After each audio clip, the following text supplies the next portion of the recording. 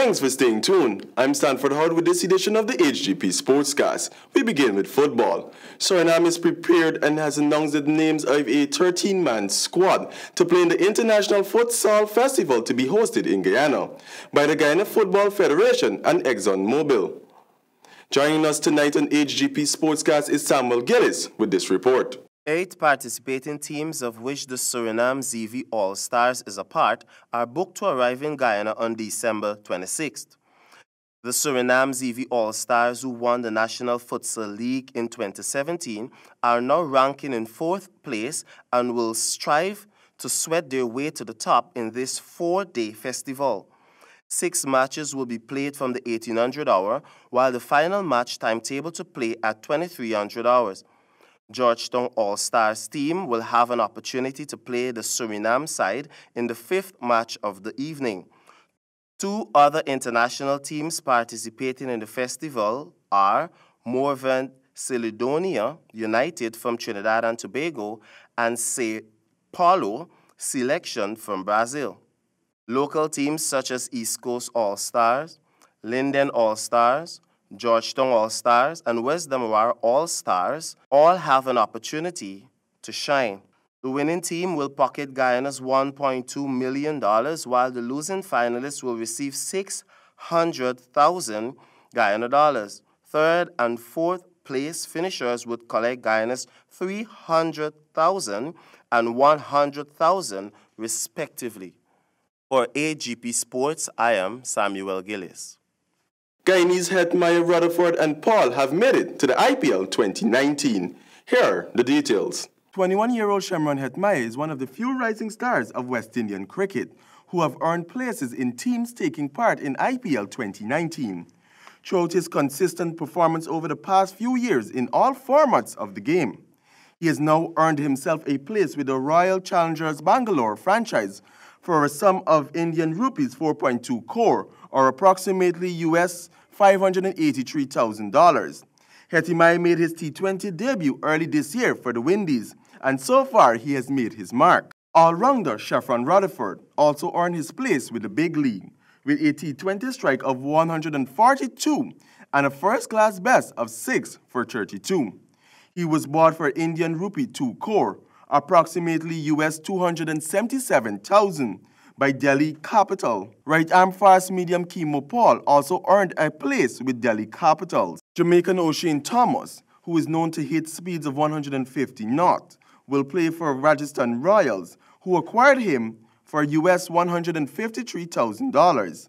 And Trinidadian hard-hitting wicket-keeper batsman Nicholas Pooran will join Kings 11 squad for US $583,000.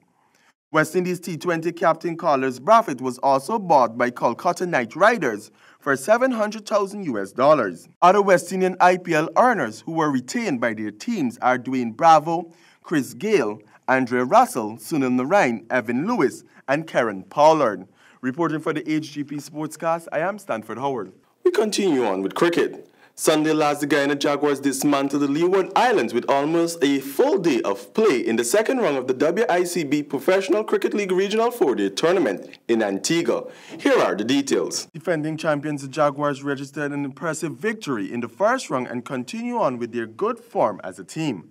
Jaguars skipper won the toss and elected to bowl at the Leeward Islands last Thursday. The Islanders were met with a good spin attack from Gudish Moti, who picked up 3 scalps in 9.3 overs, and right-arm medium-fast Romario Shepherd, who grabbed 4 of his 14 overs to leave the Leeward Islands all out in their first innings for 182 in 63 overs. Munson Hodge 50, skipper Devon Thomas 58, and Casey Carter 28 were the only players to get into double figures. Jaguars in their first innings made light work of the Leeward Islands target. They amassed a score of 289 all out, with contributions coming from a splendid 90 by Vishal Singh and 46 from Chris Barnwell as Jaguars secured a lead of 107 runs. Leeward Islands didn't impress with the bat the second time around, as they barely overhauled the target as they all crumbled for 138 runs to give the Jaguars 32 runs with a full day to spare.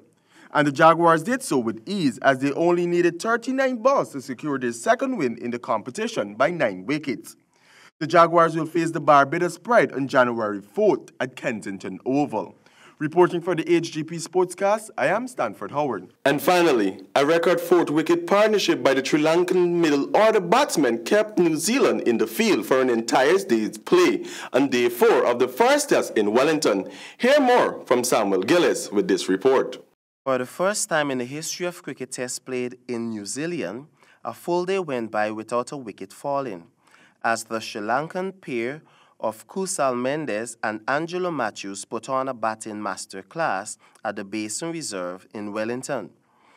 After Sri Lanka had gone 11 test innings without a century, the Mendes-Matthews partnership absorbed 577 balls and produced 246 runs. The Kiwis cleaned up the visitors for 282 and posted a first innings score of 578 runs. At stumps on the third day, Sri Lanka was staring down the barrel at 20 for 3 in their second innings, needing 276 more runs to make New Zealand bat again. They reached 122 for 3 at lunch, then 197 for 3 at tea. Constant, steady, easy accumulation pushed them to 259 for 3 at stumps on the fourth day. Sri Lanka still has a first innings deficit of 37 runs with 7 wickets in hand. The partnership between Mendes 160 not out and Matthews 170 not out resulted in the first wicketless day in any test since 2008. The New Zealand's expected victory is now a distant expectation. Mendes and Matthews compiled the biggest partnership of all time for Sri Lanka against New Zealand. They barely offered a chance in their marathon stay at the crease. New Zealand's bowlers couldn't even muster appeal as season by season went by without any hope of breaking the partnership. The final day's play stands a 90% chance of being curtailed by rainfall. For HGP Sports, I'm Samuel Gillis. Thank you, Samuel. And that's all we have for this edition of the HGP Sportscast. But do remember, persistence can change failure into extraordinary achievement. Back to you, Javon.